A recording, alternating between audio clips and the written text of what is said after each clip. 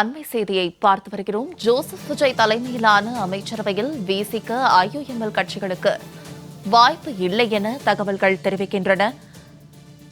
முதலமைச்சர் ஜோசப் விஜய் தலைமையிலான அமைச்சரவையில் விசிக ஐயுஎம்எல் கட்சிக்கு வாய்ப்புகள் இல்லை என தகவல்கள் தெரிவிக்கின்றன.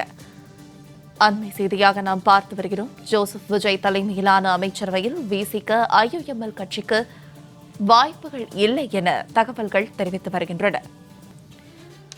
இதுகுறித்த விவரங்களோடு நம்மோடு நேரலையில் இணைகிறார் எமது செய்தியாளர் முத்துக்குமார். முத்துக்குமார், வணக்கம். தற்போது முதலமைச்சர் ஜோசப் விஜய் அவர்களின் தலைமையில் விசிக மற்றும் ஐயுஎம்எல் கட்சிகளுக்கு வாய்ப்புகள் எதுவும் தரப்படவில்லை என தெரிவிக்கப்பட்டிருக்கிறது.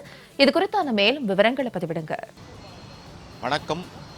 விஜய் தலைமையிலான தமிழக வெற்றி கழக அரசுல அமைச்சரவையினோட விரிவாக்கம் செய்யப்பட்டு இன்னும் சற்று நேரத்தில் அமைச்சர்கள் பொறுப்பேற்கக்கூடிய சூழல்ல தற்பொழுது பொறுப்பேற்கக்கூடிய 23 அமைச்சர்களுடைய பட்டியல் என்பது அதிகாரப்பூர்வமாக வெளியாகியிருக்கிறது. இந்த நிலையில மிகவும் எதிர்பார்க்கப்பட்ட விடுதலை சிறுத்தைகள் கட்சி மற்றும் ஐயுஎம்எல் உள்ளிட்ட கட்சிகளில் இருந்து யாரும் அமைச்சர்கள் பட்டியலில் இடம்பெறவில்லை என்பது நம்மளால் புரிந்து கொள்ள முடிகிறது. கிட்டத்தட்ட 23 பேர் கொண்ட அந்த பட்டியலில் கூட்டணி கட்சிகளை சேர்ந்த காங்கிரஸ் உறுப்பினர்கள் 2 பேருக்கு மட்டுமே இந்த அமைச்சர்கள் பட்டியலில் இடம்பெற்றிருக்கிறார்கள். மீதி 21 பேருமே தமிழக வெற்றி கழகத்தை சேர்ந்தவர்கள் என்பது குறிப்பிடத்தக்க ஒன்றாகும்.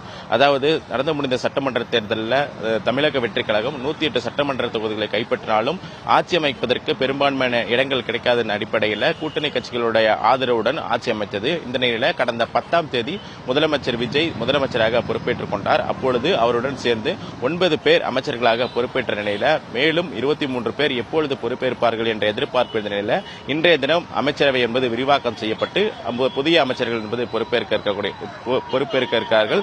இந்த நிலையில்தான் மிகவும் எதிர்பார்க்கப்பட்ட விசிக அதே போல ஐயுஎம்எல் கட்சியை சேர்ந்தவர்கள் எல்லாம் இந்த அமைச்சரவை பட்டியலில் இடம்பெறவில்லை என்பது குறிப்பிடத்தக்க ஒன்றாகும். மொத்தம் 23 பேர் கொண்ட பட்டியலை தற்பொழுது ஆளுநர் மாளிகை தரப்பிலிருந்து வெளியிடப்பட்டிருக்கக்கூடிய சூழலில் இதுல தமிழக வெற்றி கழகத்தை சேர்ந்த தூத்துக்குடி சட்டமன்ற உறுப்பினராக பார்க்கப்படக்கூடிய அதே போல ஸ்ரீநாத், அதே போல அவினாசி சட்டமன்ற உறுப்பினர் கமலி, விஜயலட்சுமி, அதே போல ரஞ்சித் குமார், வினோத், ராஜ்குமார், காந்திராஜ், மதன் ராஜா, ஜெகதீஸ்வரி, ராஜேஷ்குமார், விஜய் பாலாஜி உள்ளிட்டவர்கள் இந்த அமைச்சரவை பட்டியலில் இடம்பெற்றிருக்கிறார்கள். அதே போல காங்கிரஸ் கட்சியை சேர்ந்த 2 பேர் இந்த அமைச்சரவை பட்டியலில் இடம்பெற்றிருக்கக்கூடிய சூழலில் மொத்தம் 23 பேர் கொண்ட பட்டியல் என்பது வெளியாகிருக்கிறது. ஏற்கனவே 9 பேர் கொண்ட பட்டியலில் தமிழக வெற்றி கழகத்தை சேர்ந்தவர்களை இடம்பெற்றிருக்கக்கூடிய சூழலில் அதுல ஒரு பெண், மற்ற 8 பேர் ஆண்களாக பார்க்கப்பட்ட நிலையில் தற்பொழுது மேலும் வெளியிடப்பட்டிருக்கக்கூடிய இந்த புதிய பட்டியலில் 3 பெண்கள் இடம்பெற்றிருக்கிறார்கள். குறிப்பாக சென்னை மாவட்டத்தைச் சேர்ந்தவர்கள் மட்டுமே முதலமைச்சர் உட்பட 7 பேருக்கு அமைச்சரவையில் இடம் என்பது கிடைக்கப்பட்டிருப்பதாக பார்க்கப்படுகிறது. 3 பெண்களை பொறுத்தவரைக்குமே அவினாசியைச் சேர்ந்த அவினாசி சட்டமன்ற உறுப்பினர் கமலி, அதே போல குமாரபாளையம் சட்டமன்ற உறுப்பினர் விஜயலட்சுமி, ராஜபாளையம் சட்டமன்ற உறுப்பினர் ஜெகதீஸ்வரி என மொத்தம் 3 பேர் இந்த அமைச்சரவை பட்டியலில் இடம்பெற்றிருக்கிறார்கள். ஏற்கனவே கீர்த்தனா அமைச்சரவை பட்டியலில் இடம்பெற்றிருக்கக்கூடிய சூழலில் மொத்தம் 4 பேர் இந்த அமைச்சரவை பட்டியலில் இடம்பெற்றிருக்கிறார்கள். மிகவும் எதிர்பார்க்கப்பட்ட விடுதலை சிறுத்தைகள் கட்சி அதே போல ஐயுஎம்எல் கட்சி போன்றவர்கள் எல்லாம் இந்த பட்டியலில் இடம்பெறவில்லை என்பது குறிப்பிடத்தக்க ஒன்றாகும். நேற்றைய தினத்தை பொறுத்தவரைக்குமே ஐயுஎம்எல் தரப்பிலிருந்து இந்த அமைச்சரவை பட்டியலில் இடம்பெறுவோமா இடம்பெற மாட்டோமா என்பது குறித்து ஆலோசித்து முடிவெடுக்கப்படும். இன்றைய தினம் ஆலோசிக்கப்படும் என எதிர்பார்க்கப்பட்ட நிலையில் தற்பொழுது அமைச்சரவை பட்டியல் என்பது வெளியாகிருக்கிறது. அந்த அமைச்சரவை பட்டியலில் 23 பேர் கொண்ட பட்டியல் வெளியாகிருக்கிறது. அதுல காங்கிரஸ் எம்எல்ஏ 2 பேரை தவிர்த்து மீது அனைவருமே தமிழக வெற்றி கழகத்தைச் சேர்ந்த சட்டமன்ற உறுப்பினராக பார்க்கப்படுகிறது.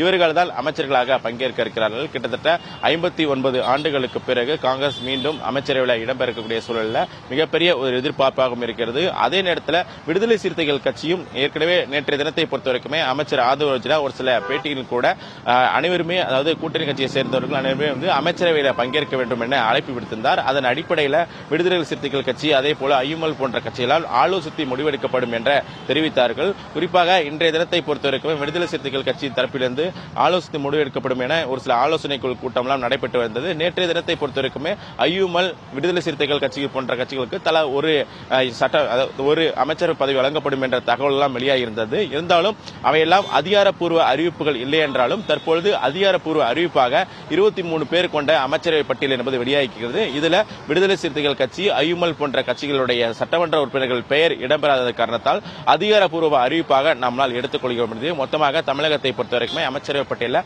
33 பேர் கொண்ட அமைச்சரவை பட்டியல் என்பது தற்பொழுது முழுமையாக வெளியாகக்கூடிய சூழலில் விடுதலை சிறுத்தைகள் கட்சி அதே போல போல ஐயுமல் கட்சி போன்ற கட்சிகள் எல்லாம் அமைச்சரவையில் இடம்பெறவில்லை என்பது உறுதியாகியிருக்கிறது.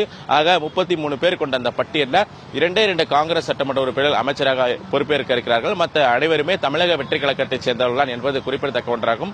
மொத்தம் 33 பேர் கொண்ட பட்டியலில் 4 பேர் பெண் சட்டமன்ற உறுப்பினர்கள் அமைச்சர்களாக பொறுப்பேற்கக்கூடிய ஒரு சூழலாக பார்க்கப்படுகிறது. அதே நேரத்தில் சென்னையைச் சேர்ந்தவர்கள் 7 பேர் என்ற சட்டமன்ற உறுப்பினர்கள் அமைச்சராக பொறுப்பேற்கக்கூடிய ஒரு சூழல் இருக்கிறது. இந்த சூழல் தான் தற்பொழுது இன்னும் சற்று நேரத்தில் ஆளுநர் மாளிகையில் இந்த அமைச்சரவை பொறுப்பேற்பு என்பது இருக்கிறது. ஆளுநர் சற்று நேரத்தில் இந்த 23 பேருக்குமே அமைச்சர்களாக பொறுப்பேற்று வைக்க இருக்கிறார். இந்த சூழலில் இன்னும் சற்று நேரத்தில் முதலமைச்சர் ஜோசப் விஜய் அவர்கள் ஆளுநர் மாளிகையை நோக்கி வரக்கூடிய சூழலில் அதிகாரப்பூர்வ அறிவிப்புகள் வெளியாகிறது. இந்த 23 பேருக்கும் அமைச்சர்களாக பொறுப்பேற்ற பிறகு இலாகா என்பது ஒதுக்கப்படும். ஏற்கனவே வழங்கப்பட்ட அந்த 9 பேர்ல இலாகாக்கள் என்பது ஒதுக்கப்பட்டிருக்கக்கூடிய சொல்ல மேற்கொண்ட 23 பேருக்கு எந்தெந்த துறைகள் ஒதுக்கப்படும் என்பது பொறுத்திருந்தா பார்க்கும். குறிப்பாக முக்கிய துறைகள் இன்னும் ஒதுக்கப்படாமல் இருக்குது. கிட்டத்தட்ட உயர்கல்வித்துறையாக இருக்கட்டும், அறநிலையத்துறையாக இருக்கட்டும் உள்ளிட்ட பல்வேறு துறைகள் முக்கிய துறைகளாக பார்க்கப்படக்கூடிய சூழல்ல இந்த 23 பேருக்கு கிட்டத்தட்ட 20 துறைகள் பகிர்ந்து அளிக்கப்பட இருக்கிற கூறப்படுகிறது. முக்கியமாக பார்க்கப்படக்கூடிய காங்கிரஸ் சட்டமன்ற உறுப்பினர் 2 பேர் அமைச்சரவையில் இடம்பெற்றிருக்கக்கூடிய சூழல்ல அவர்களுக்கு எந்தெந்த மாதிரியான இலாகாக்கள் ஒதுக்கப்படும் என்ற எதிர்பார்ப்புகளும் இருக்கிறது. இந்த நிலையில் தான் இன்னும் சற்று நேரத்தில் இந்த புதிய அமைச்சரவை பொறுப்பேற்பு என்பது அமைச்சரவை விரிவாக்கம் என்பது நடைபெற இருக்கக்கூடிய சூழல்ல தற்பொழுது மிகவும் எதிர்பார்க்கப்பட்ட விடுதலை சிறுத்தைகள் கட்சி, அதே போல ஐயுமல் கட்சி போன்ற கட்சிகள் எல்லாம் அமைச்சரவை பட்டியலில் இடம்பெறவில்லை என்பது உறுதியாகியிருக்கிறது. விரிவான விவரங்களுக்கு நன்றி முத்து.